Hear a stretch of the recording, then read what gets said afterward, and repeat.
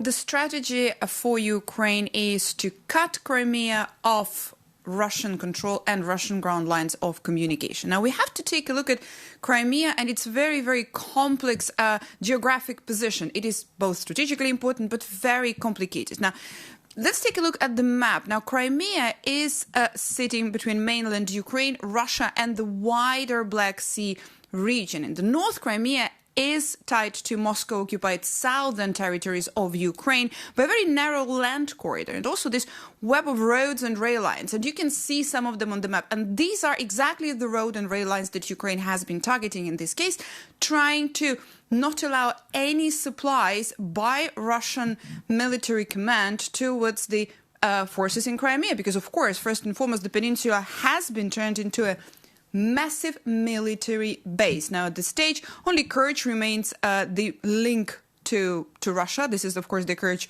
Bridge, which was illegally built after the annexation of Crimea in 2014. I mean, the question, of course, is why are they doing this now, the focus on Crimea, and why is that important?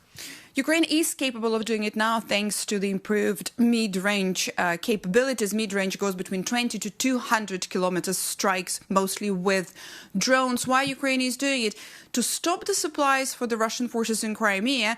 It will also take longer, obviously, for Ukraine to take Crimea back, which is the end game here for Moscow. For Kyiv, for Moscow, the end game is not to let it go. This is the territory, this is the trophy for Vladimir Putin. This is the territory he would let go last. But these attacks and this campaign gives Ukraine a very strong argument when it comes to forcing Moscow and Putin personally into the talks with Zelensky.